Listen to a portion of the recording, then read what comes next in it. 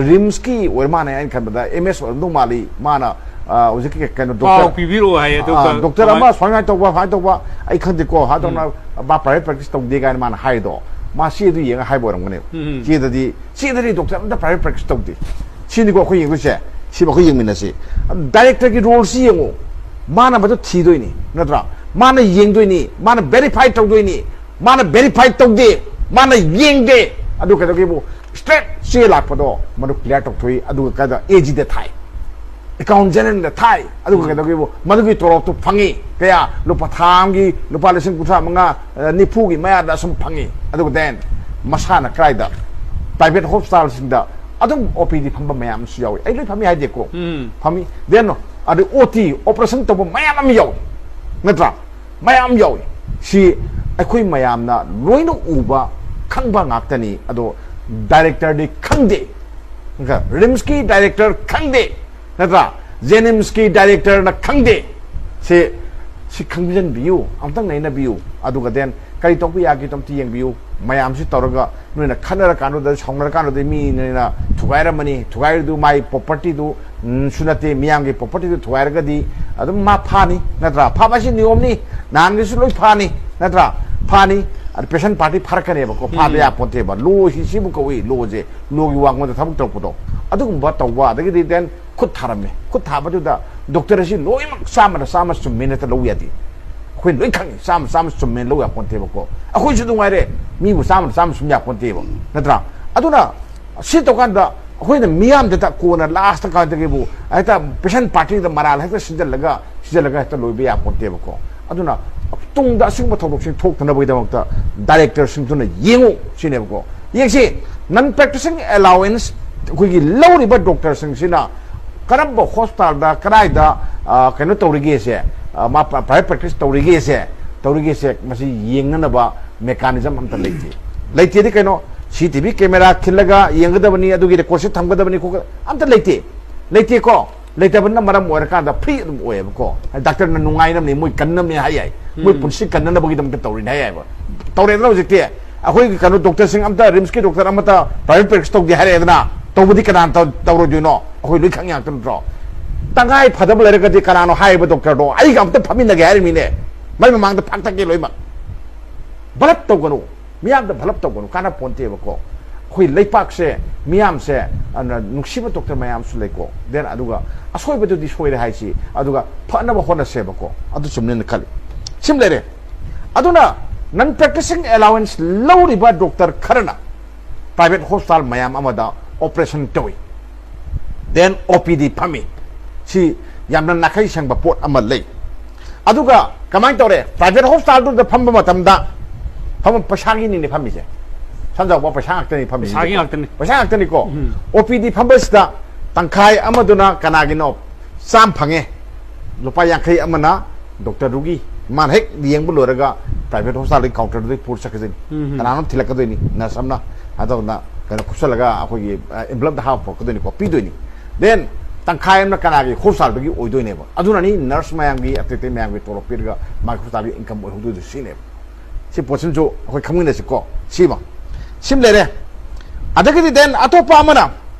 ngasai gi keno se private hospital sing sida operation to ba mayam akhoi gi operation to ba doctor se kasagi ayamba hai tariko ayamba di ai government ki rims ki na takana jenims ki doctor singna ayamba to ko mase ai asam su thenglari ko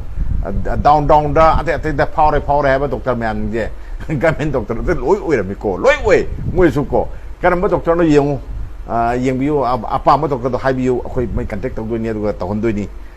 sina lupa su logo ni sina lupa su logo ni adum hai moi opera dum moi le khara open thangai sen private lei gi doctor di yam pote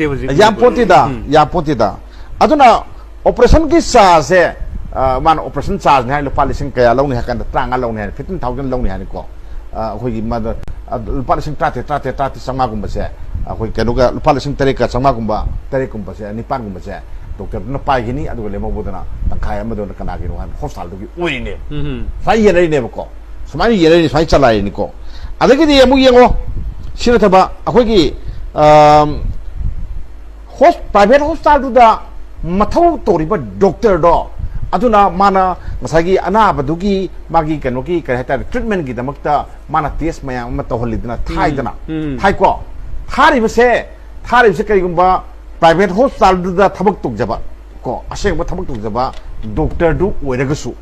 magi 10% magi 10% aduga den private ta ki kano government ki la edna aduga test toriba 15% sinebo tawise ko adu kadi paisa no hospital na pibe na te kana de pi no laira ba igi miam de gi awa ba pambai le jetra mayam do de piri ne si piri ne ko si sanabi oira bani sin ko hidak lang thak ibada sanabi oire natra adagi den test to bada moi commission yaure natra x-ray lo bada moi commission yaure natra adagi di somna kan hospital puri ba kangu haitare ko hospital puri ba kangu duna thawoina reason lehen daba then adagi di tahun daba mayam tawre adu tawde adu potuna mapana thare adu pesana doctor ne yena lere natra yena lere adu mayam sing se ngasai kana no uge kanda patient kangu sina uye ko somda so thabet lo salamaga chalaga asona kanda oti gi chat cheng gitoni adu then atagana ngasagi kanogi akoi operation theater natraga su magi matam mama akoi kari haitare opd hangoi matam do yeng ba cheloi ne ko then somna kanda thak yandna akoi kan to bugi am leiba poto anaba operation to bugi am leiba poto adu leiba poto gi malkuda asomna kanda su operation nama to bugi thak yanam lagadi ma kamai tawni somna kandi ke dore doctor mayam leibani na ma pg doctor ni khangti amani khangti sinam doini adu mana asomna kanda mushin gi doini paisa da sonu sawrami asodi paisa ni son tolomi nedro asuna additionally sumai tawdana doctor mayam se doctor mayam makti na te ko doctor khardi lupa yam paisa yam pai jani ko paisa pari ba doctor singdo manipur government ke dawle gesinda aina hangningi modi government ke dawle gesin rimski doctor sida sari ba yum mara lepsal liba maran matum natra me CBI later bro CBI later bro CBI sensa na anje koi wathok to ekhange adu center re si ma haire edi pau ta dri jibokti ate the CBI sensa ra sinida automatically boy yengadam thigadam ko moi mathong na tro dubo mo thum mathong na tro paisa kai thami income tax department na yengadam ni doctor na ta lining en car le ya ponti natra yum saning en sai ta ya ponti jing matam da natra si yam transparent oi matam sinda sida moi na taliba sen me an kai char ge sinda adu ke dogebu masik mayam sing ai hajer chate na tebu ko patient hai ba kamu se doctor sing na tasengna magi masani manauni ai gi sinpham sina masi yengda yadabani ai ima sirasu ipa sirasu or ai gi nipi ga songna rasu ai simadi kalam de ko thawai kalam de yadi hebse masi tangai fadana ma khanga da pot amane ko habadi kaino ka da ethics sai sinebo sibu kawi medical ethics sai adu ethics se tungoina ba mayam ama york pasida kanana ka dore masai patient parties na thazar tre